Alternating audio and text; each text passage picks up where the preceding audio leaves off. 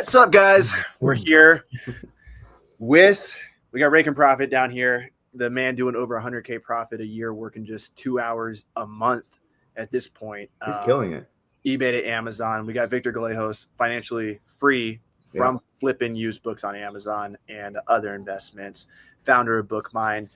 Tonight, we're going to be talking about, and you guys don't know who I am, my name is Avery, aka Roma the Roamer. My claim to fame is I lived in my car flipping books on Amazon 6 years ago, and here we are, actually 7 years later, and this is our second year doing an in-person event, and these in-person events have changed my life. That's why I'm so passionate about them. I'm calling this a sister conference to Miami Sellers Conference, but this was spawned at Miami Sellers Conference. We were having drinks one night at my first night, and Victor and Joji come up to me and they're like, "Hey bro, let's get a conference going." I'm like, done. I just instantly knew it was going to happen, and now it's here we are, year 2. And tonight we're here to answer any questions you guys have about selling on Amazon, whether it's BookMine, eBay to Amazon, flipping books, whatever. And of course, questions about the conference tickets too. And just quick reminder for anyone watching the replay or showing up now, tickets are never going to be this cheap again. They're at a very good price right now, but they're going to be more expensive in the future. Yeah. So, how you guys doing? The cheapest they're ever going to be. So actually buy them now if you're considering going. Yeah, for sure. Only going to go up. Yeah, last year, what did we have? About 100 plus people that came to about 140 event? Altogether. Yeah. This event is like, in my head, I wish this event would have been around back when I started. I mean, there was similar events, but they were just at a smaller scale. But even then, back then, at these smaller scale events, the cool thing about coming to them is, like, at the after party, you can literally talk to anybody you want to. Mm-hmm. And even the people you might not even have on your radar that you talk to, there's like literally like millionaires in the room just floating about. There's booksellers, doing interesting things, or software creators. And like, your chances of brushing shoulders with someone that you vibe with is extremely high. I mean, that's why me and Steve are like really good friends. I harassed him at one conference. He was there. And honestly, like, if you would have asked me after the conference if I made a good connection with Steve, I'd be like, I don't know. He didn't give me his phone number. Gave me his Instagram, but I didn't make it past the request page. And fast forward several months later, it wasn't until he finally accepted my request that we shot videos together in person. But that foundation of the connection with Steve was huge, and yeah. Anyway. I agree. Going to the Miami Sellers Conference, getting to meet both of you guys, and then starting the conference together has really changed everything that we're doing. So it's so dumb that like in-person connection leads to like so much more opportunity. Like, it shouldn't be that way. Well, it's trust. Yeah. Yeah. Because I get to see you in person, I guess. It's just a different thing. It's like, oh, you're actually real. You're not just saying this stuff online, Right. No. And I guess my point with Books and Beyond is like, I like having Bill Martlink in the room. He's the biggest eBay seller. Honestly, like, the whole speaker lineup, I can pop this up right now and get after it. But it's like, just the opportunity to get a chance to meet these people in person is huge. And then just realizing they're just people, and well said. You can get the results they get if you just and this is actually really fun, right? Last year was an unproven conference. We never had run it. And so this is the second year running, showing that actually we can run a successful conference. And it was actually a ton of fun. And this fact that we get to do this again is even more exciting. We have Amanda in the comments right now. And, speaking of networking, Amanda and I, we actually met for the first time. She showed up to one of my free trainings online. But then guess what? We built a little connection, right? And we did a coaching call together. But guess what? She showed up to one of Caleb Roth's Turn the Page events. I don't know if you remember that, Avery. And which one was it? Was it was it Atlanta? I don't know. I think it was the last one that they did. Yeah, but anyways, we built a friendship, and I'd be lying if I didn't say I didn't give her extra attention as a student, just because like we met in person, and then we really became friends. We actually became business partners. She spoke last year. She's going to be speaking this year about Walmart at Books and Beyond. And, she ended up being in the 5% club, someone who actually starts selling on Amazon and sells over 20,000 a month, because most people just quit. But guess what? She built friends with me, you, everybody in the community, got immersed in it. And those people get results, right? They show up, they meet in person. And so it's huge. Yeah. Business isn't really that complicated. I've been thinking about this a lot lately. It's like, just as long as you do shit and just keep doing it. And ideally you do something focused, like you focus on something, you pick one thing, whether that's eBay to Amazon or YouTube channel or whatever, you just focus on it for a long period of time. And I think this stems from having the belief it's going to work. And that's why it's important. You know, like we can talk about doing stuff all the time, but if you don't really believe it's going to work, you're probably not going to do the thing that's required to get results that much. And something happens when you see people who are as stupid as you, or as stupid as me, I'll say. When I see people who are as stupid as me get results better than me, that's when I really make the leap. You know, when fucking Taylor Jones starts making triple the money I made in a month, that's all of a sudden my income literally was going to double the next month after that. Just, it's going to happen. When Steve Rakin with his bald head, when I find out that, you know, when I find out that he can't do something, I'm trying to think of something you can't do very good, Steve. What are you really bad at? There's something you're really bad at that I can't think of off the top of my head. Oh, I was muted. I was like salsa. Salsa. Yeah, when I see Steve can't get the 1, 2, 3 on the salsa beat in front of me, I'm just like, dude, it's game over. Like, this guy's doing $100K profit a year on eBay to Amazon. Like, it's a very real thing that when you brush shoulders with people that you think, and like maybe you guys are like Jen Fritz, you know, right here on the screen. And I don't know, I don't want to put an age on her, but let's just say she's 21 years old and you're also a 21-year-old woman. Then, you know, all of a sudden you're like, wow, this is possible. And this is what I love about running these conferences. I love bringing my mom there. Steve, your mom needs to come to one of these. I don't know what she's doing. She's kind of like you, doesn't like to leave too far out. Yeah. But she's too busy at home making money, dude. She can't. Yeah, for real. And there's people that do that and it's fine. But like, I like having my mom come to Miami Sellers Conference and her just go in the corner with the 10 women her age that she's able to vibe with them. And one of them's doing like 100K profit, not profit, 100K sales a month or something, you know, on Amazon. And then all of a sudden my mom's like, I can do it too, you know? So, yeah. And she attracts all those people and they all will talk with her and stuff. So that's fun. Yeah. It's definitely my passion in life is kind of like having the connections of people and breaking through limiting beliefs via introducing them to people exactly like them. You know, like if this is a giant simulation that we're living in right now, I can guarantee you like the number one thing the player of the game could do to level up other players is just surround them with players similar to them a little bit, but they're doing better. And then it just instantly like shifts your mindset to be able to do it. So anyway, back to the speakers we got here. We got David Chung. He's one of my best friends. And I met him at an in-person conference in Phoenix years ago. That was when I was probably at I wasn't at peak cockiness yet, but I was pretty cocky. I was probably at 3,000 in sales per month flipping used books. And David asked me questions for like 30 minutes. And I didn't know that this guy was doing 7 figures on Amazon each year selling books until he went up to speak. And so I didn't even know who he was, but he was asking me questions. And I guess he saw the ambition. He saw the sparkle in my eye and knew that, you know, I wasn't going to stop. But now he's one of my best friends, and it was all because of an in-person event. And he'll be speaking. He does 7 figures annually. And he is the definition of an entrepreneur. He's always coming up with new ideas.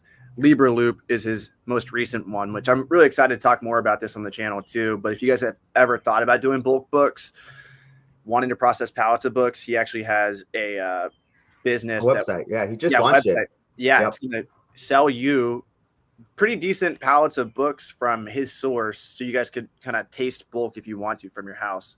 So I'll be getting some ordered to my new house. I'm closing on one here, and hopefully Monday I'll close on it, and then get a few pallets of books delivered from Libra Loop.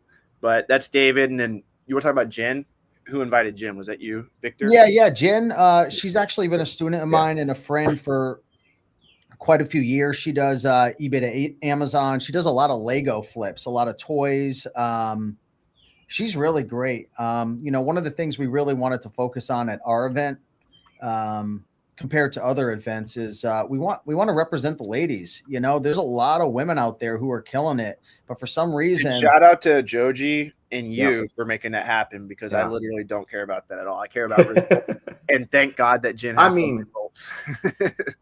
I mean, there are a lot of women who have results. So we just asked, we just asked around, right? Yeah. So, and Jen happens to be one of them. Yeah, and there's a lot of women who are like on the fence about selling on Amazon, or maybe they think like, oh, I don't know if I can do that, just because you know how it is. Like if you want to start something, you want to see other people that you relate to. Everybody's different. And I think it's really great. We got quite a few women coming, and Jen, she's crushing it. She's, she's a really hard worker. She's learned how to use all the software. She's doing it big. She's found her own little niches within eBay to Amazon. And yeah, I mean, she's doing fantastic. So I'm really excited for her to speak, and it's going to be great. Yeah, that's awesome. I'm excited too. We got Reed. Somebody want to talk about Michelle Reed? Yeah. So Michelle is actually a person who's been following our type of like seasonal arbitrage for books for quite a while. She's been maybe 3 years in. Last year, she finally broke over $100,000 worth in sales. And this year, I think she's actually going to double that, maybe 250 to 300,000, because she's been doing Joji Davenport in the whole house process all together. What's up, Joji? In the house. Can you see me? Yeah. Oh, what's up? Actually, we're just talking about Michelle, right? And how crazy she's like killing it. Absolutely. Yeah. So Michelle is, I mean, oh my gosh, over the last, so this year she's doing, or last year she did, I think, over 100K. And this year she's doing over 100K as well. Mom of three, used to work in the banking industry, just absolutely killing it. I was really excited. Well, Victor and I were both really excited to bring Michelle on, because I think she's going to resonate with a lot of people in the crowd, but all doing online book arbitrage, really heavy into high school books right now. And what would be really cool is that Books and Beyond's in October. So she will be there speaking about a month to a month and a half after high school textbook season, and she's going to just absolutely crush it. So if you have any questions about high school textbook season, definitely want to reach out to her. Obviously Victor as well, but like every time I share a book, she's like, "Oh, I have 20 of those copies." So she's going to do really big this year. So it's fun that she's coming, and she accepted our invitation to speak. Yeah, absolutely. All right, who else we got? We got Riley up. Yeah, so Riley was actually in attendance last year at Books and Beyond, and he actually owns a Canadian bookstore, like a physical bookstore, but he also sells on Amazon and eBay as well. So I thought it was really, well, it's going to be very interesting to have Riley there, because he sells books in a way that most people don't. Like he sells to those different mediums. So he sells on eBay, he sells on Amazon, he has his physical book front. So just a really cool guy. And yeah, he really wanted to be a speaker after last year. He had a blast. And so I'm really excited to connect with him again, and for other people to, reach out to him, because again, he has a lot of experience in many different forms of selling books. So really exciting. Yeah. All right. Next up, we got Seth Kordick. Seth saw one of my ads on Facebook years ago when I was selling a book selling course called the Book Business Blueprint. Now he's a full-time seller. He's done over 1.2 million this year, I think. This year alone, I just saw him just on Instagram, and he clears at least 25, 30K plus profit each month, primarily through eBay to Amazon. Super proud of him. He'll be talking, and excited to see him in person again. Yeah, and he's doing a lot of FBM as well now. He's transitioned, so I think that's gonna. I'm hoping that he talks about that, because he's like getting off the FBA train and really going hard with FBM. So that should be sometimes in the mornings he does like live events or like live YouTube videos, and he is actually like wrapping up his FBM stuff to send it out. So it's cool to follow his channel. It offers like a unique perspective, because at least Victor and I, even Steve and Avery, for the most part, all of us really push FBA hard. And so you have Seth, who's like, I don't do any FBA, and he's crushing it. So he's doing over 1 million, and he does primarily eBay to Amazon, which is great. But it's even for me, it's an interesting perspective, because I'm always like, Seth, why would you want to? That's like so much extra work that you have to do. But obviously he has his reasons as to why he thinks that's way more beneficial than FBA. And so it'd be interesting for anyone that's a bookseller or does eBay to Amazon, why he prefers FBM. But again, you can do FBM and sell 1 million a year. So he's probably shipping out tons of packages every day, but congrats to him. That's pretty awesome. Yeah. It's all about the cash flow. He says it's all the cash flow. When you sell FBA, it could take you 6 weeks to get a book checked in or a DVD or whatever. He could sell out all of his quantity by the time we even get our items active. Oh, so, yeah. It takes a month and a half to actually get an item active. By the time, from the time I buy it to the time it's actually active on Amazon, it's about at least over a month. Is the payout different as well? Do you get paid out every single day through that format, or is it still a 2-week rolling basis? I think it's still a 2-week. Yeah. 2 week. Okay. Interesting. Yeah. They want to make sure the customer's happy, keep your money as long as possible. Yeah, Aaron Worley in the house. Steve, you want to talk about him a little bit?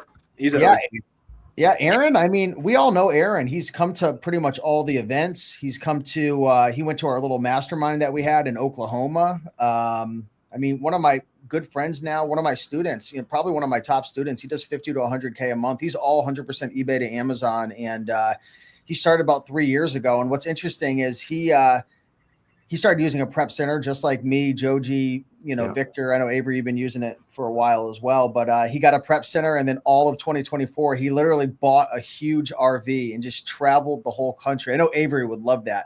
Dude, he had like 5 canoes on top of his RV, Avery. Oh, yeah. No, I don't know if he had any canoes, but yeah, he's just living the dream, man. He's killing it. So, and he's big into VAs. He has about 5 VAs running his whole business. So he's like, he went to the virtual assistant academy as well. So shout out to us, Steve, for making that. Oh yeah, dude. He's crazy, man. I love it. He's, he learns something from us and he just goes with it and takes it to a whole nother level. And, I love to meet people who I teach them things and then they become way smarter than me. And it's like, that's the way it should be. 100%. Yeah. That's what I'm talking about too. It's like when you see like your students surpass you. Yeah. One of the most inspiring things. Oh yeah, we have some people coming to Books and Beyond who surpassed me and Joji. Actually, by maybe they're going to clear, or they're actually going to revenue about $1 million this year, and that's kind of crazy. And we're both just really excited about that happening. So yeah. Was he the same one? He uses BookMine, right? Yeah. He was the same one who was. I think I talked to him at the whiskey bar last year, right? He was there, right? Right. Yep. Exactly. Yeah, and he's on track. He just cleared $20,000 in profit last month. Yeah, and he's been doing it since, I want to say, probably this time last year, like a year, right? Yeah, yeah. But just at a year. That's like, he's one of those people who's like, when they get the information, they're just like, pedal to the metal, like just I'm all in. So he's one of those type of people, and he's an extreme person, and extreme people get extreme results. So, it's not like everyone's going to be able to sell 1 million in books or 1 million eDay in the first year. It's like, obviously you have to have incredible drive. You have to be sourcing every day. Like you have to really be learning a lot. But all we're trying to say is that there are people who are not even speakers there that are trying to do 1 million per year books. Pretty crazy. Yeah. That people not speaking, right. Who should be speaking. Yeah. Just wasn't, he just didn't want to. And that's the thing about these events is you get a lot of people who should be speaking that don't want to speak, or they'd rather just he doesn't want to be on camera, actually. So that's what we don't even say his name. And there's people that just they're there, they just want to network. They realize, hey, there's going to be 10 other booksellers doing a few million a year, and I want to connect with them. That's what we had last year. We had a lot of entrepreneurs in the room that weren't even speaking, that were multimillionaires. So that's another cool thing about these events.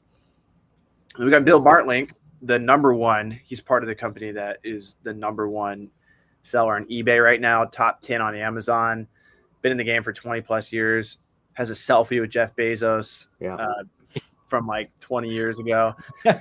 Still counts. Yeah, still counts. He's an OG. He's hilarious. I love having him in the room. And he's actually a sponsor as well. So sellbackerbook.com, World of Books. Go check it out. Senior sales director of World of Books, and they are a sponsor this year, which is incredible.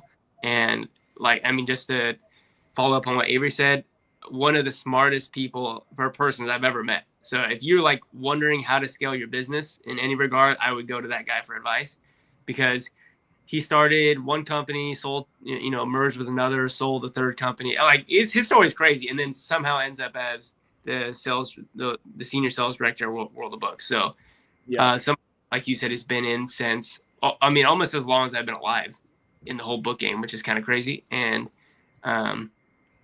just for real. I would, and way down to earth that you could have a chat with, and it doesn't matter how little or how big you are. Like he's going to try to help you, at least give you new ideas on how you can improve your business. So a lot of fun there. Yeah, and we've all seen like Glenn the Bookseller. So that's actually him. That's not his name, but that's his company he represents. So I'm not sure how much you guys talked about it, but this year, one thing that we did also want to do was provide a little bit more of the eBay to Amazon. Last year, we were very, very dominant books, and we're still heavy books this year. Obviously, it's called Books and Beyond. So, basically all of us at some point have or are currently selling books, the four of us. But last year we had a little bit of a flavor of eBay to Amazon. We wanted to bring a little bit more of that this time, because there are a lot of people who do crush it with eBay to Amazon. And that's why we are bringing guys like Seth and Aaron, and hopefully Josiah. Hopefully he can come. I'm not sure, but Steve is always posting in your group like how you actually really are making quite a bit of money, and the margins from eBay to Amazon flipping are pretty crazy. It's crazy when you compare it to other types of traditional online arbitrage. And honestly, it's even surprised me, Steve, how for so long your account has really been clean. So I'm just excited to have a little bit bigger of a representation of eBay to Amazon as well. So if you're somebody out there who follows more of Steve's crowd and you do a lot more eBay to Amazon, there's actually going to be a lot more eBay to Amazon people there as well, and both in the crowd, but also in speakers and also in the panel. So there's going to be a lot of value there as well. So I'm just excited for that. So it's kind of crazy that, where everyone's trying to hide their sources, everybody on eBay to Amazon knows what your source is, right? It's eBay, right? And I think there's a lot of untapped potential doing eBay to Amazon, and that's why we want the Beyond part to be mostly focused on eBay. So I think we got some really great speakers. We're trying to find some more. And I think, if you go there, you're actually going to figure out how to buy items on eBay and sell them on Amazon, and figure out like the best way to do it so that your account stays safe and you actually make some high ROI. Because like if you talk to Steve, compared to a regular online arbitrage seller, the margins are crazy compared. Like we're talking about, maybe 6 to 10% is a normal online arbitrage seller. Like on eBay to Amazon, we're what, 30, 40%? It's just the margins are through the roof. Yeah. Yeah. I mean, it's and with books, and we do a lot of book eBay to Amazon flips as well. Not me in particular, but a lot of my students and stuff. Yeah. But with what you guys do with BookMine and like, we got Avery, the go-to lister man here. I mean, most of the people who use go-to-lister, a lot of them are book sellers. And I mean, there's no ROI like books. Books are incredible, especially Amazon and Amazon flips, going to thrift stores and stuff. And I mean, there's just so many opportunities out there, whether it's going to thrift stores, Amazon with BookMine, but at the end of the day, you got to get those books and those products listed and shipped. And, hopefully, we can have a go-to-lister booth over there this year. Oh yeah. Every year the booth levels up, bro. I'm gonna help you guys level up too. But every year the sponsors get better. Like, and the cool thing is we got Miami Sellers Conference and then Books and Beyond to learn each year what provides more values to the attendees and what provides more value to the sponsors, which really provides more value to both if you increase those things. So we plan on putting the sponsorship booths in the back this year so people can have coffee, go talk to BookMine, go talk to Replaying Catcher. Hopefully we'll sell back your book's going to be there. One of the prep centers. We have a prep center. Yeah. Frank says he's definitely doing it. He just hasn't figured out what level. Frank, it's on YouTube now. You got to do it. That's a go-to lister sponsor. That's a go-to lister partnered prep center. So he's the first prep center to use go-to lister. If you guys want to keep using go-to lister and a prep center at the same time. Hopefully we'll have a few more sponsors. We're working on a CPA sponsor for you guys. Everyone always asks tax questions. So I'm testing out Dula, who helped unofficially sponsor Miami, but hopefully they'll be there at Books and Beyond too. Any other sponsors I'm missing? Shanna from Central Prep. So she's not going to make it this year, but she said still that she wanted to support the event because she had a lot of fun last time, found a lot of value in it. And I've been working with Shanna at Central Virginia Prep for a long time, and I have nothing but positive words to say about them. And I wish that they could be there. She unfortunately won't be able to be there, but it just shows you how much she does value what we're doing. She's like, I'll still pitch in for sponsorship, even though I can't even make it, just because she sees the value here. So also Central Virginia Prep, So and we're talking to repricers, right? So we're talking to Be Cool and Ara to see which one actually wants to sponsor us. But one of them will, and we'll add them to the list. What do most of your students use? Out of curiosity, doesn't have most of them actually we're starting to convert to Ara just because we feel like they're getting a lot more value in Ara. For a few years, did you just promote like the Amazon repricer or the Amazon repricer and Be Cool? Yeah, we would do both. You know, I tried to message the other day. I'm such a prostitute when it comes to repricers, and I apologize to the whole repricing community. But I've literally, and I've tried all of them. Most of the ones I make videos about, I've either tried or they've helped me out in some way. Be Cool has been so supportive of Miami in the past, and that's why I've worked with them. But I truly have tried Channel Max. I've done Reprice It. I've done there's one Neuroprice, and I think they're all good in different ways, which is why I like making videos about them. I think they add different things, but Reprice It I reached out to the other day to see. I don't even know like if they have like an owner that communicates with people. Like I've never heard of them ever doing. I've heard of Scoutly. I've heard of them communicating with people. I've heard of all these other software companies, but I've never heard of Reprice It's owner like being involved with anything. Have you guys? Same with Keepa. Yeah, that's true too. But Keepa's I feel like Reprice is pretty small. Like they got to have less than 1,000 users. There was a conference that was in Orlando like last weekend, an Amazon conference, and Keepa actually sponsored it. So, oh, nice. Yeah. Did we reach out to them? So maybe we should reach out to Keepa. Yeah, we should definitely do that. Yeah. Joji's fanboying out. Well, yeah, because it's like it's instrumental to any business on Amazon. Almost like the cool kid on the block that doesn't need anyone. So the fact that they sponsored another event was kind of mind blowing. I was like, well, I'm surprised they even gave this conference the time of day, even though it is a very successful conference. It's been on for a while, but let's reach out to Keepa. I'd be excited. You know what's surprised. You know what's more mind-blowing to me? That Joji knows more about Keepa than the actual developers of Keepa. I think so. Like, he could teach them how to read the charts better than they know how to do it. Yeah. Mike the used book guy and go-to lister, though. Yeah. And probably bookmine users. There's probably some bookmine users that know some stuff that you guys don't even know. Oh, yeah. See, there's Michelle. I can't do this business without Keepa. It's true. Without Keepa, it's like, okay. If Keepa goes down for the day, just go, go hang out. Like, there's no reason to actually source books. Yeah. Keepa's super instrumental. Going back to your original question about, so me on my channel, I use Be Cool. So I actually, that was the first repricer I ever started with. Used Be Cool, enjoyed them. But then I went to the Miami Sellers Conference. We were our booth, Bookmine, was right next to Goora.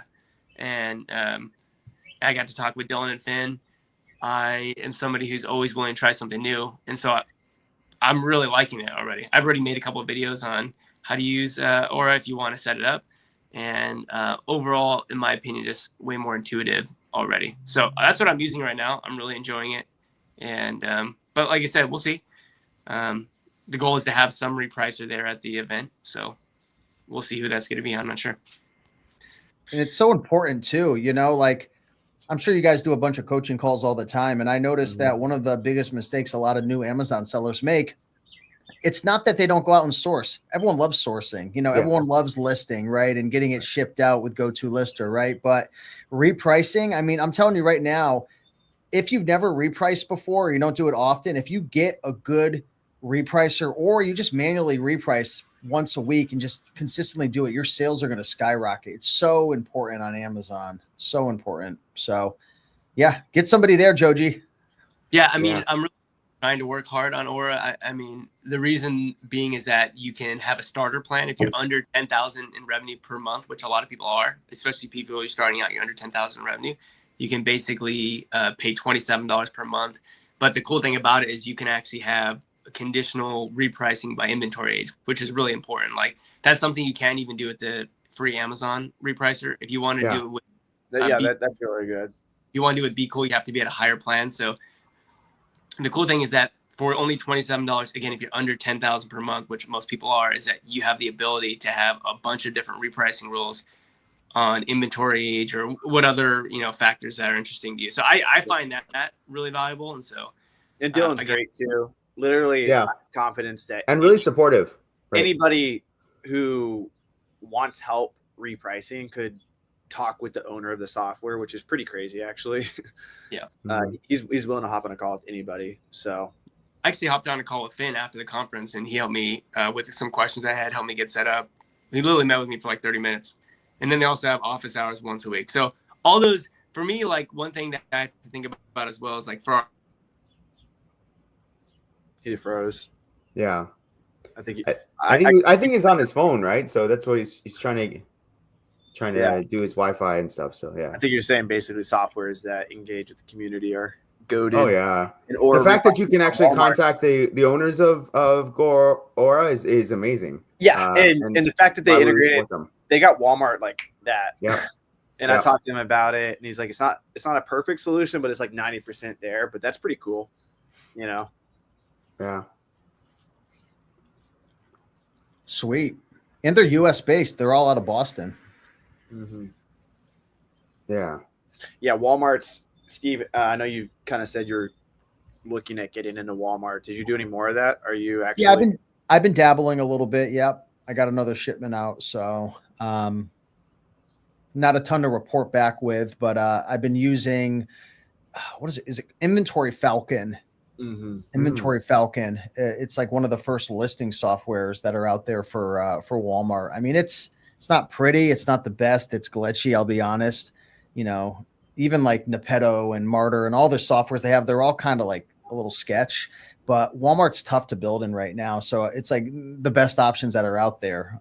You know about the WFS and what I meant to say was, do you know about Amazon's multi-channel fulfillment? Yeah, that's been around forever.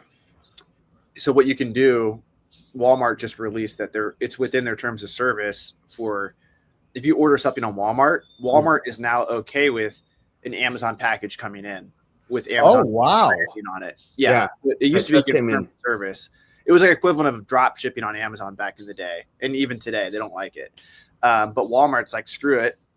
Amazon's here. Why not take some of their sales by allowing Amazon sellers to now list? Theoretically, you could have one of your VAs go in and just list all your stuff on Walmart. Mm-hmm. And then if you sell an item, just use multi-channel fulfillment and ship it out. That would be a good software idea. If anyone's listening, imagine a software that you could just click a button and it seeks all your Amazon inventory via the multi-channel fulfillment and reconciles for you automatically. You know, to Walmart. Yeah, I think that'd be awesome. And reprices for you and all that. Yeah. The Walmart's kind of like the Wild West right now. So like you have a couple different options, but you can basically just create a new listing. Let's just say you want to list all your eBay to Amazon stuff. One approach would just be create new listings for everything and then run ads to it on the keywords. Or you could look for existing listings, which often are like made pretty shitty, and hop on those. But that's kind of what's going on right now. Hey, well, you're the listing guy, so you're the one with the listing. I want to do everything at once, but I got to stick with the EOS and focus on one thing at a time. Get some traction over there, baby. Yeah, no, I know how that is. Yeah, everyone has a ton of ideas, but it's like I only have so much time. I think that would blow up right now. I think I could go in my DMs and just DM everyone that I know is like an Amazon seller and just be like, hey, look, bro, do you want to get all your inventory listed on Walmart right now? Instantly a button clicked. Like I think that could sell it for like $50 a month or whatever. Give me equity. Whoever does this in the comments section, give me equity to this idea. And it's brand new, right? The potential just happened because Walmart just came out saying that they're okay with that. Yeah, and I've heard through the grapevine that, I don't know why I said through the grapevine, like it's a big secret, but I've heard that books are selling at Walmart. I don't know if you've heard that at all. Yeah. Have you? Oh yeah, I have. Yeah, and I've asked, some of the bigger sellers, booksellers, and it like how many sales are they doing on Walmart? They're like maybe 5%. So it's not there yet, but yeah, definitely it's a growing market. Yeah. Yeah. Hey man, Book Mine 2.0, show the Walmart prices. Yeah. One cool thing about Walmart with the ads, so you have the regular PPC, just like Amazon, you can set up automatic campaigns. With Walmart, you can set up within Walmart, like I was just talking about, like essentially like within searching on Walmart PPC, but you can also set up Google PPC in Walmart. So if someone searches electronic XYZ on Google, if you're running Google ads to it, and so now you can use the biggest search engine in the world as part of your PPC, which Amazon, I think Google kind of restricts Amazon sometimes. So That's cool. Yeah, I agree. What's up, Joji? Joji's back. I'm back. Sorry. Again, power outage in my area. Very bad timing, so I'm on my phone using my data. But anyways, we had some questions in the chat that we should address. So we do have, let's see, Amanda Ballard, who will be there. She's going to be talking, I think, about Walmart again. But she asked if Amanda DiMartino, Resell Maven, is going to be there for Whatnot, or from Whatnot, and she is going to be there as well. She is going to be a speaker as well. Let's see. I think that was the only thing there. Is Mike going? Basically, yeah, the used book guy. Someone wanted to know. Hey, we're trying to get him to come. We're trying to. Mike's one of those people you got to kind of work on a little bit, and we're going to do an in-person Philly event probably after I close in this house, probably late July, early August. I'm going to buzz up there. Steve, you could come down, and I think after that we might have him sold on it. But yeah, I would love to have Mike, the used book guy, there. He brings a ton of value to the community, maybe even more than he knows. And I think it'd be huge if he was there, just for everyone in attendance. I think he's got a lot to add to the community, a lot of value, and do we have? Do we consider Max this year? Is Max coming? I thought we said he was. Max. Rubac. Yeah, Rubac. We've invited him. Max. Yeah, we invited. Yeah. I did reach out to Max. I'm not sure if he's got stuff going on, but he didn't respond. But I agree that I was really trying to push hard to get Max as well. Max does bring a lot of value, but I don't know. Maybe something's going on. Yeah. Because he does a lot of rare books and his paper gold. He's got some crazy stories. Yeah. Just like his house is full of books all over his house. Yeah, it's pretty crazy. Feedback. I don't know if it's coming from Joji. I think it might be. Yeah. There you go. Yeah. But he found books outside of a golf course one time. And somebody called him, hey, there's a bunch of books outside this golf course. I think they might be valuable. Flips them for $40,000. Whoa. Like, I don't know. Like, I feel like we're all good at different things. I'm definitely not like, I don't get off on like a rare. I'm so terrible. Was it with you? No, it was with Mike the used book guy. I was talking about how I was so bad at traditional OA because I'm just my brain is bad at recognizing things. Like I will leave someone's house and I'll walk out in their shoes if we have the similar color shoes on. So if we have black shoes, I'll walk out in their black shoes just because like my brain doesn't understand. Like I don't give a shit. It's like whatever. Like shoes are shoes. Same with cars. I almost get in black Jeeps all the time, and I drive a RAV4. So like this weird little thing I have. And so but I feel like people who are like on the opposite direction where they notice every little detail with things, it's like Max, where he's like, oh, this rare book is blah, blah, blah. And he's like able to notice every detail. Whereas like my brain's more like, let me just like take as much action as possible and like it'll make up for it. And it's definitely cool to have minds like him in the community where a lot of people for years have been just going on Facebook or Instagram. Common Ground Finds is his name. You can send him a picture of a bookshelf and he'll tell you, hey, these 3 books might be good. And he's helped people flip, books for thousands of dollars profit. His whole house is just covered in books. You go in his house and it's a bunch of rare books behind the couch.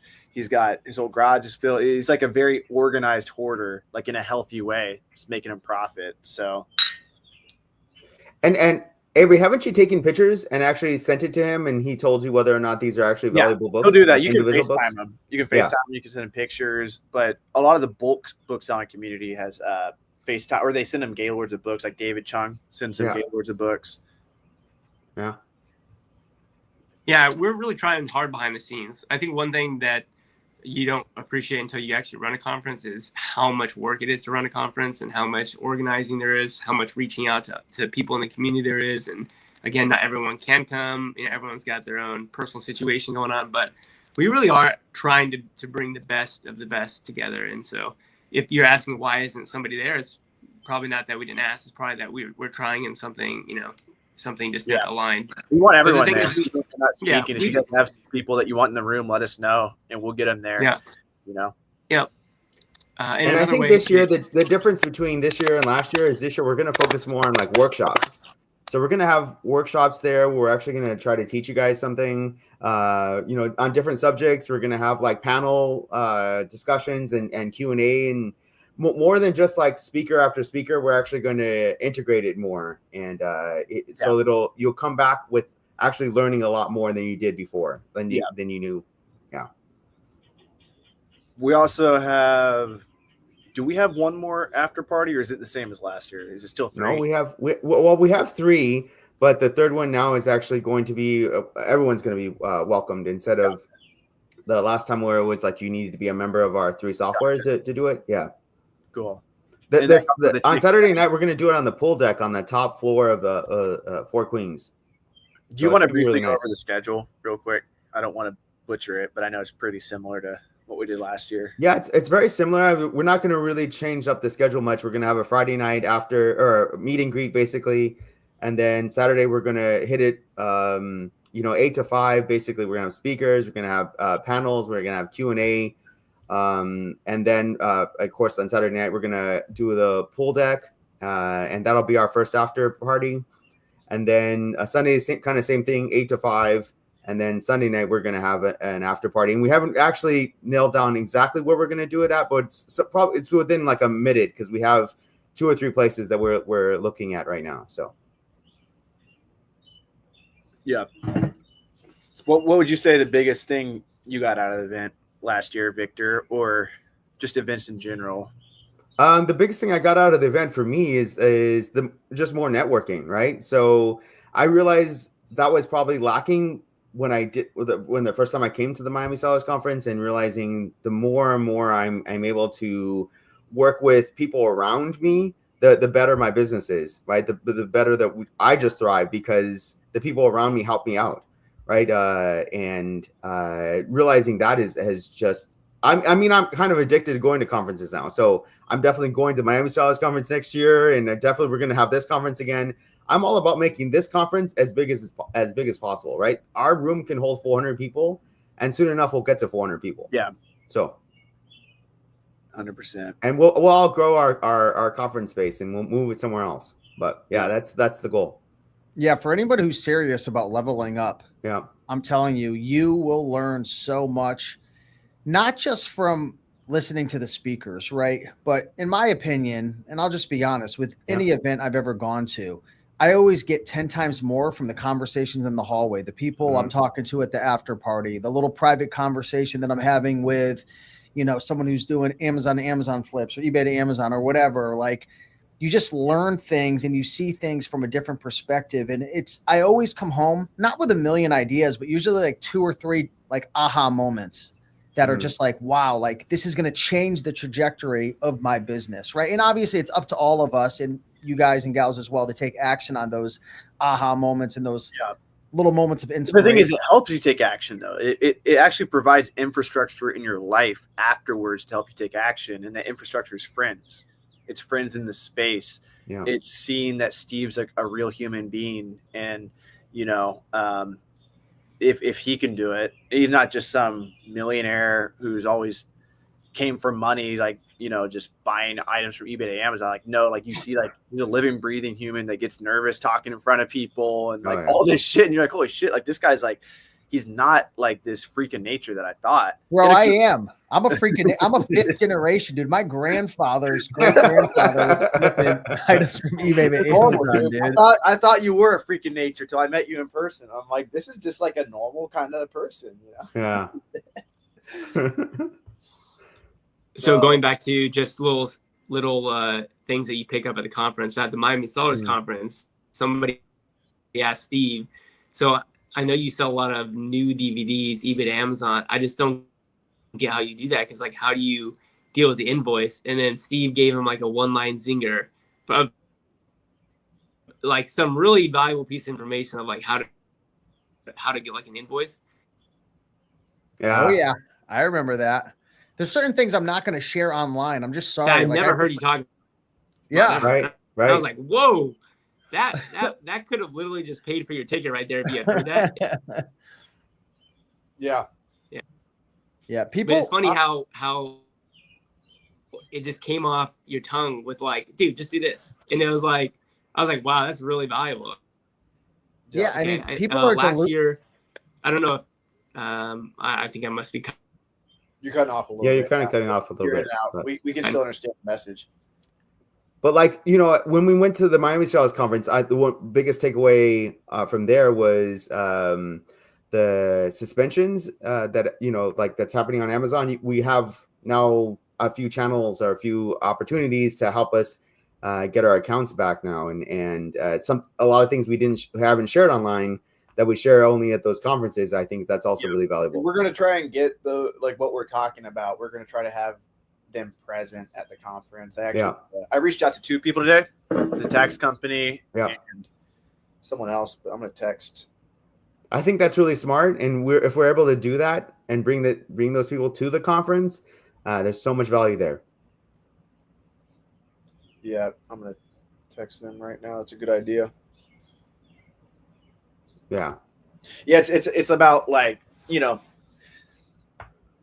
when people ask Steve, like, how are you running this business without invoices? Like, at what I've realized at scale in the Amazon game, whether we're talking online arbitrage, private label, I can't speak as much about private label. I'm a baby there, but I know a lot about wholesale, and I know a decent amount about selling books from over the years. And almost everyone at scale has like been through the ringer with Amazon in some way, and all these rules that we teach you, the whole community, the gurus teach you, we're trying to keep you safe. We're like the Dave Ramsey telling you not to use a credit card. But at scale, everyone's kind of got their own thing, and they eventually start breaking the rules. So Steve's running a business making 6 figures profit, you know, and some people are like, oh, you don't have invoices, blah, blah, blah. But Amazon's changing. They're adapting. They're trying to protect themselves from counterfeits being sold on the market.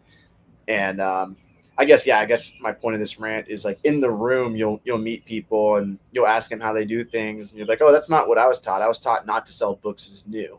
And then there's like this one guy making a killing from selling books only as new. And you're like, wait, Victor doesn't say to do that. And it's like, well, you know, you got to know the rules to break them. And then if you talk to him more in depth, he's been through the ringer. He's settled with some brands. He's been through it, you know. And so this game we're playing is like, we're reselling name brand products on Amazon. We're reselling on like the biggest marketplace. There's so much attention to be had. There's so much money to be had. And understanding what everyone's going through in the community and what they've done to overcome it, and knowing them like in person, because not all this information is shared, you know, publicly online. It's invaluable. So well said. Love it. Love it. Cody's back. This is brutal, man. This is the worst time he's like a robot. Don't you have a MiFi, Doji? I do, but the one that you used, so I don't think it's good. Idea. Okay, good point. We got Carter Maxwell in the house. I'm eyeing the diamond package. Let's go. Okay, Carter. I'm telling you, Carter. Okay, so think of this is crazy, Avery. So Carter was at Miami Sellers Conference, right? We were telling him about the margins of books, and he was like jaw dropping. And so Carter is one of those guys that take action. So he's now a BookMind member, and I think he said because I just met with him, he's already spent like $15,000 on OA books. Nice. And so he's gonna be a top player in the book game. And I'm not making any promises to him, but I'm just telling him you're gonna be pleasantly surprised, my friend. So I think it's gonna be really cool to see what he does in the textbook season, because if you do, Carter, come to Books and Beyond, man. He needs to. If he's doing that, he needs to come to Books and Beyond. He needs to come. I'm sure he's coming. I think he's just deciding what ticket to buy. Yeah. But I'm excited, Carter, for you. I think you're gonna crush it. So well done, man. 17K since May. Yeah. Yeah. 17K. Yeah, there you That's go. in purchases. So talk about somebody who's gonna start scaling. So, and by the way, Carter is one of those people who's very good with VAs. So he already has a program VA Fastlane, but he's somebody who has a number of VAs. So that's somebody you could talk to in the room. That's like, hey, I want to learn how to bring a virtual assistant. Basically, all of us have virtual assistants here, except for Victor. I don't think you have a virtual assistant. Well, Victor, we work with the virtual assistant. We have a video editor. Yeah. But the idea is that Carter, you know, if Carter comes, he's another person, and he'll just be there in the attendance. And like I said, just glad to have met Carter, and I think he's. I mean, you're just gonna crush it, dude. So well done for you. And we met him at the Miami Sellers Conference, right? We were just having dinner and we just started talking to him and we're like, oh yeah, our margins are way bigger than that. Actually, oh well, don't you have a lot of customer returns? Yeah, almost none, maybe like 1%, literally 1%. Yeah. And so that got him really excited. What we did. Bonnie in the chat asked, any brick and mortar sellers? Yeah, we're gonna have Riley Martins. So he owns a bookstore called Forest Books and Media in Canada. He sells out of his brick and mortar store, so out of his bookstore, and he also sells on eBay and Amazon. So he'll be there. We're gonna have plenty of online book arbitrage sellers. So we'll have Michelle there again, Mama 3, worked in the banking industry, and she's doing over 100,000 with online book arbitrage as well. So yeah, there's gonna be people there. We have people all walks of life, right? Right, Joji. We even have a guy who's a firefighter. James. Yeah. James is a great guy. Like you would love to talk to him. If you come to this conference, you'll get to also meet James because James will go around and talk to everybody. So he's a Army firefighter who does online arbitrage because basically a lot of the time he has like downtime, right? As a firefighter, he's not always putting out fires, and the rest of the time he's out there sourcing. So yeah, a great guy to meet. And like I said, like. I wish he could also be a speaker, but he's like, well, I'm just doing this on the side. So let me just continue to do that. But you'll get to meet him there, and he's doing also really big numbers.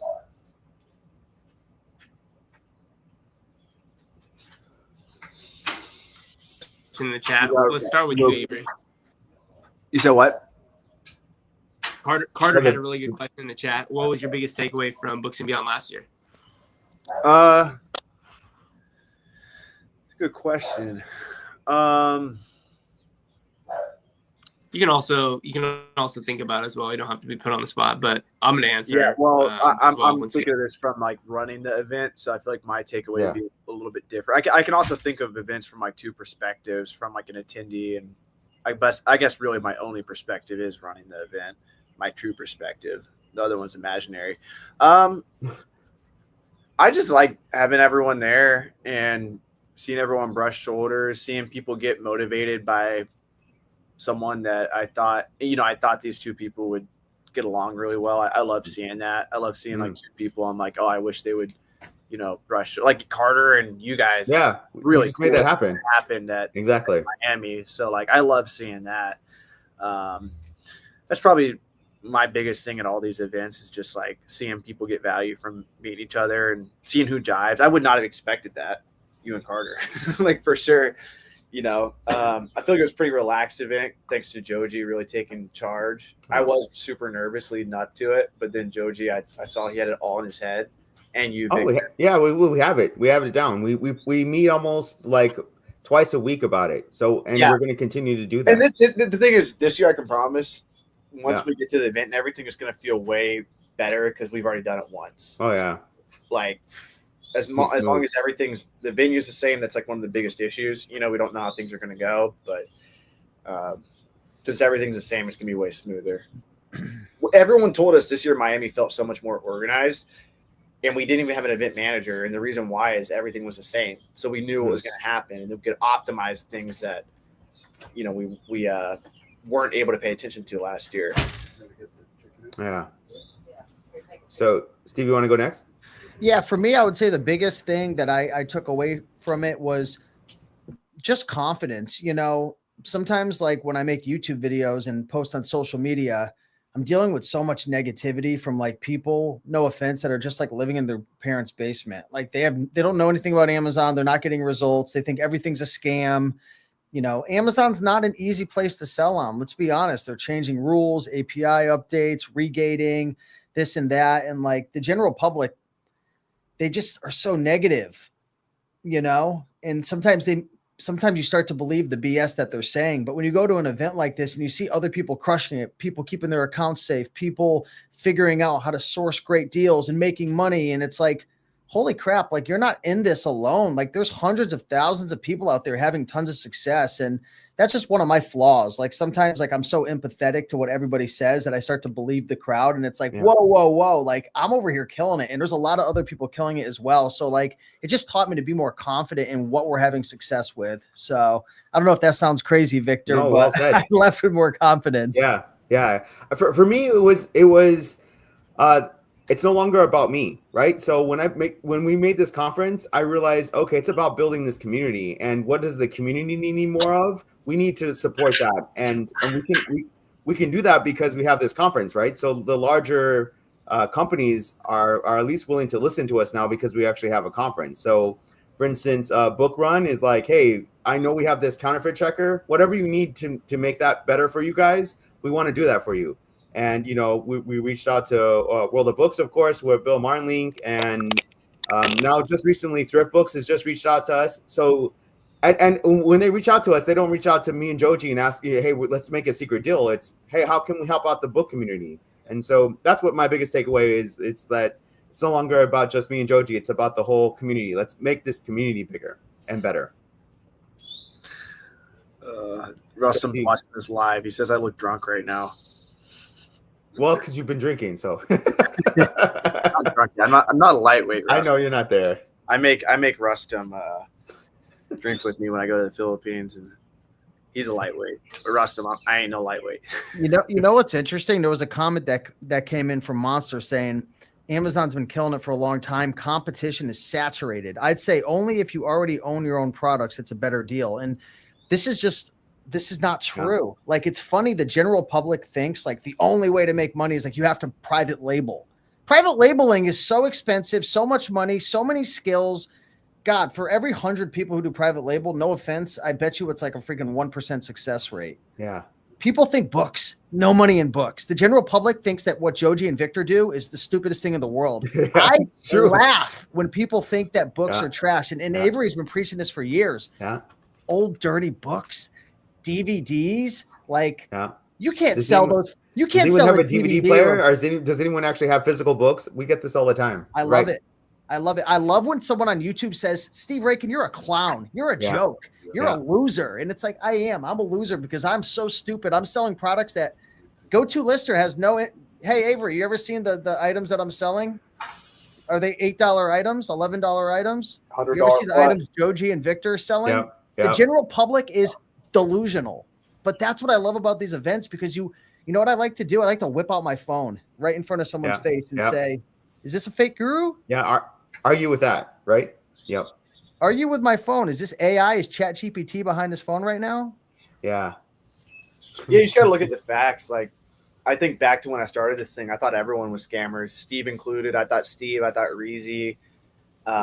Caleb came off the least scammy, but turned out to be the most scammy. No, I'm just kidding. No, my mom's laughing at that. But no, like Caleb actually gave me the confidence. I'm like, if this guy's doing it, maybe it's real, blah, blah, blah. I drive across the country. I go to thrift stores, all that. Dad almost fell. He distracted me. I was about to say something else about all this. What was it? What were we just talking about right before this? The delusional general public. Yeah. And like, dude, if you would have told me, I honestly didn't think back then books was going to be like the path to me. I've made over this year, like probably as much as a surgeon between software and selling on Amazon. Most of it's Amazon money. And for me, Steve, back to your point of like thinking, oh, should we be leading people down this path? It might get them shut down because Amazon is a monopoly right now. That's a fact. And they just pull the rug sometimes on people, sometimes for no reason at all. And we can't do anything about that. All we can do is warn them that, hey, this might happen, but is the risk worth the reward? And I think it is. Like, I think of my situation. I think of all the people I know in the community who have made a bunch of money from it. And I'm like, it's probably in worst case, if, okay, we introduce someone to it, in which we've all done, and somebody's gotten suspended. Yeah. Then from, my mom, she right here, she's been suspended. It's like, they're going to learn a life lesson, mm-hmm. and they're going to come out stronger from that perspective too. So it's a little bit of tough love is the way I look at it. But I think the thing we can do is tell people, hey, this is risky. This is how much money I've made. Most people are making X amount of money if they put X effort in. And then there are some people that get burned. And then back to the network thing, it's like most of the time you can get past getting burned if you have the right network. And we're getting better at it as gurus, as teachers in this space. But the world isn't sunshine and rainbows.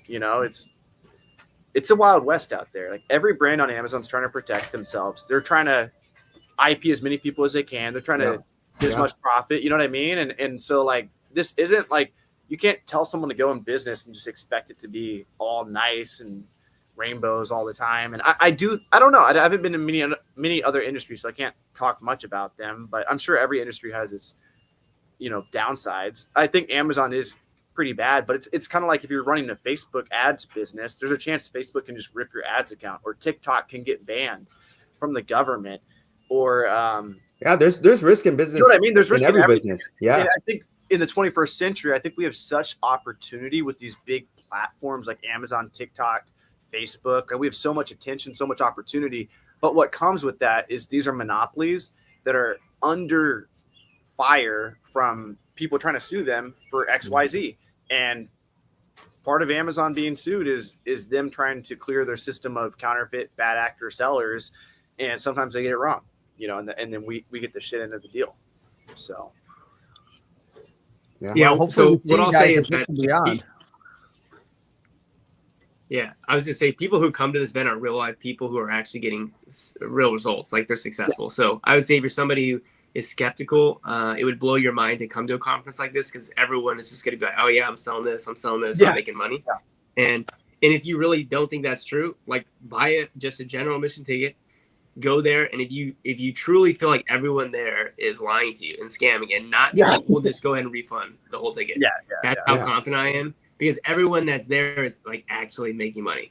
So again, if you don't think that is possible, buy a general admission ticket, show up. If you feel like you didn't get value even within like the first 3 hours of being there, we'll just refund your ticket, because that's how I mean, there's nothing to hide here. I mean, it's like this is the place to be if you're somebody who wants to level up but also see the opportunities with selling. So did you see in the comments that Carter and Frank just talked to each other for the first time? So we just made a connection just in this YouTube live, so that was cool. Nice. But I almost think now that like the risk of selling on Amazon, now that it's kind of apparent, with the account shutdowns and stuff, makes the whole opportunity of it seem more believable than in the past. Because it's like, oh, there's this huge risk. Of course, there's a reward. Whereas before it was just like, it's kind of crazy. You just ship stuff to Amazon and get paid. And it still is like that. But we there's a few horror stories going around, and people are like, oh, like some people are too scared, whatever. But I think it almost makes it more believable. That's right. It's true. Well, let's go. I'm pumped up. I think we've sold over like 50, almost close to 60 tickets already. And I mean, we're hoping to get our numbers higher than we did last year. So we're going to try to get to about 200 people if we can. And that's probably our ultimate goal. Yeah, I think we could totally do it. Yeah. Just doing 5,000 per month with one item from eBay to Amazon. And then Amazon told me I need a more constant supply in order to keep selling it. Yeah. So Amazon's like, hey, you have good inventory. Give us more of it. Sounds like they cut them off. That's crazy. Yeah. Opportunity is greater than ever. My grandpa we have so much more opportunity than our grandparents did. Yeah. And even our parents. Like I was talking to my dad, and I'm just like, you didn't even have this opportunity. Now I think if I lived 100 years ago, I could maybe make something work, but you'd have to have a different skill set. I think it's much easier now just to definitely way easier, way more possible just to be in your basement and grind away and make a few $100K a year. Like it's crazy, Oh yeah. We each use Amazon fulfillment, right? So like, I don't have a warehouse, right? Or anything like that. I just buy online and sell them back online. I don't have to touch any of the books that I'm actually buying and selling. I think there's so much opportunity on Amazon. Yeah.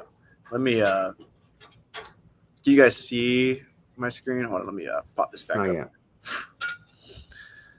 We're going to go to the ticket prices. Yeah. One thing we should do on these is we should add the price for 3 tickets here. I think that's what we did for Miami, at least. That way people can see. If you and a toggle button. That'd be kind of cool. Yeah, well, the toggle can be just on the infographic. Just put but that's what we did at Miami. We don't have to do that, but let me enter here and see if it's on here. But if you guys buy 3 tickets, you get what is it? How much percent off? Is it 30%? 30% off. Yeah. Yeah. So 25% off. Oh, 25. If you guys squat up, ask your friends, you'll get 25. You'll save $400 collectively on these tickets. So it's significantly cheaper if you get your friends to come. So be sure to, get a group of people. And I'm not gonna say you're gonna have a bad experience to become alone, but if you have a few people already that you're coming in the room with, it does definitely make it easier. But if you're alone, whatever, it's fine. But maybe message some, Instagram people or some Facebook people, who are active and say, hey, you're going to Books and Beyond, and see if they want to go. And then you're going to the event, you're saving money, and you got a few friends to come with. Avery, aren't you recommending another listing software? Another listing software? No, I'm joking. A scanning software. Scoutly, yeah. Yeah. I stopped. So there's like a lot of reasons, and I want to be clear about that. But I've actually been using Scoutly more in my YouTube videos. Yeah. Because when you scan a book that doesn't have any data on offers, Scoutly will turn it green for you, whereas Scout IQ wouldn't. And probably the biggest reason is Caleb was one of my best friends, and Scout IQ was his company. And now that he's no longer involved, they're my competition. And I do think Scoutly is a better solution until we get our scanning app out, which will be hopefully this year, maybe early next year. But we're working on it. Maybe we should ask them to sponsor. We could. Yeah. Yeah, I tried to get them last year. They didn't want to. That's the one thing they don't have. And Tom, if you're watching this, I think that's why I'm not really intimidated in the book community, is because there's nobody doing content like we are. Like we're it. Caleb was it before. That's why Scout IQ beat Scoutly, is because they built community like we have, and that's what gets people results. It's the belief in themselves, just the resources and education and all that. And that's what Scout IQ did. And Scoutly is more just like they were the first ones in the business. So we could try and get them, but last year they thought the $500 sponsorship was too much. So well then forget it then. Okay. Yeah. Victor, can you create a better scanner? Do you get messages from the Chinese to create scanners all the time? I always get those emails from the Chinese. I do. I get a lot of offers of like, I think you should do this, or you should add this to BookMine, or like BookRun was like, why don't you just make it with our software with BookRun? And I'm like, I just like, we're just going to continue to do BookMine for now, but yeah, I get a lot of offers and stuff like that. It's just like, I'm trying to remain focused, right? On one, just do the one thing really good. Yep. Yeah. 100%. About ready now. We can wrap it up. Well, guys. Yeah. Dad's calling me for dinner. I mean, this event will change your life. And if you feel like you come to this event and you don't get 10x value, if you feel like you're not going to, I'm not going to say 10x your income, because some people might already be doing 100,000 profit a year.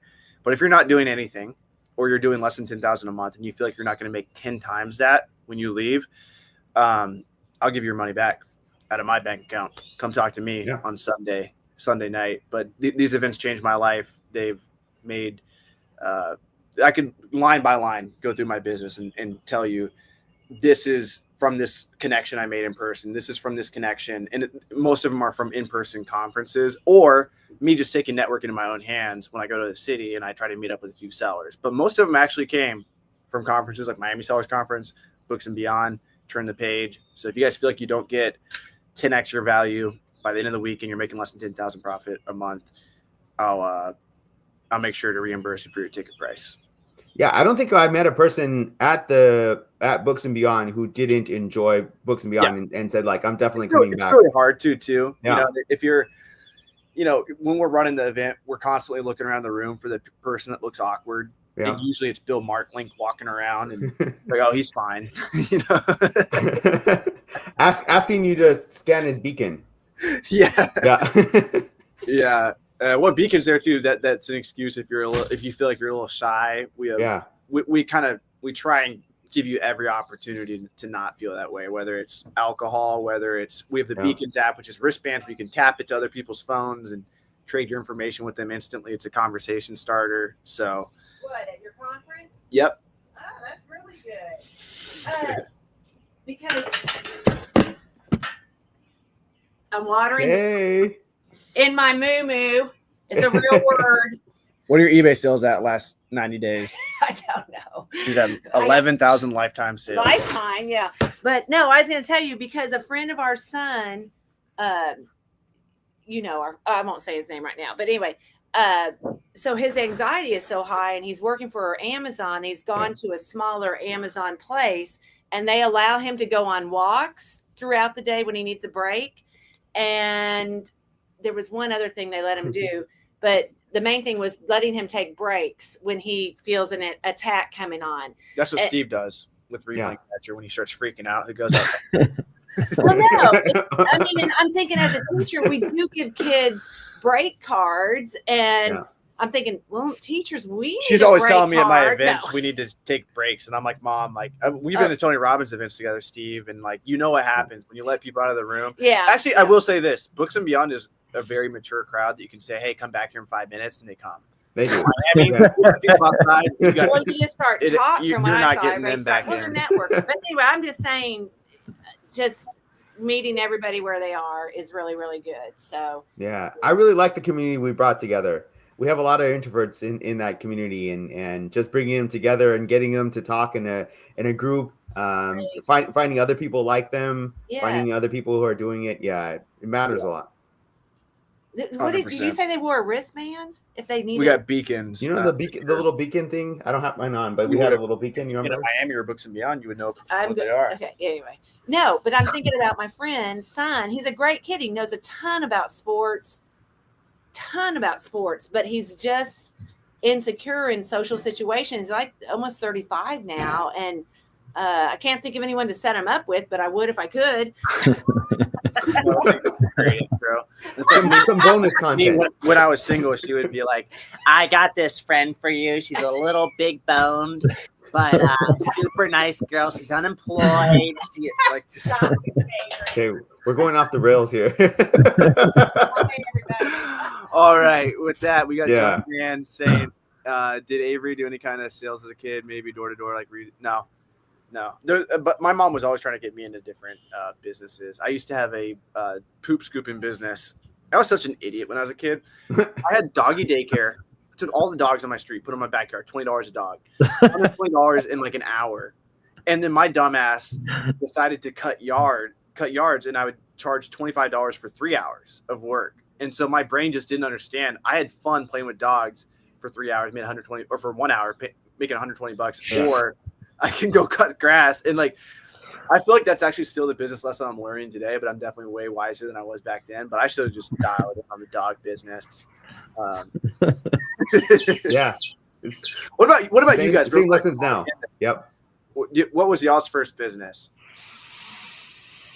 I was even before I realized what money really was, I was flipping pencils. I realized that these kids, like in kindergarten, would be willing to give me 2 pencils for 1 pencil if this one pencil is really cool to them. And so I started with 1 pencil. By the time the kindergarten was done, I think I had maybe more than 1,000 pencils. That's awesome. Yeah. That was probably my first one, and I've done multiple little businesses after that. My first business landed me in prison. Yeah, I was. I mean, you didn't sell candy, Steve, or anything like that in 3rd, 4th, 5th grade. I did. No, not too much, honestly. Okay. No, I mean, dude, I'm telling you though, what you're talking about, like selling drugs, man. That'll teach you some lessons right there, and a lot of similarities to Amazon shutting you down. You know, but the difference is you're not behind jail bars, and that's what gives me so much confidence because I just released a YouTube video of me, my past doing a little bit of illegal activity, and knowing that you're not going to go to jail for what you're doing is such a good feeling. It's 100% legal. Exactly. Anyway, guys, y'all have a good night, and booksandbeyondcon.com. Get your tickets. Definitely get. I definitely go to the after party. So get that 2nd or 3rd option on your tickets, and squat up if you can. Any last words, guys? See you in Vegas. I just can't wait to see you guys there. I'm ready to do it again. Right? It'll be bigger and better than last year. So let's do it. All right, guys. Much love. See you guys.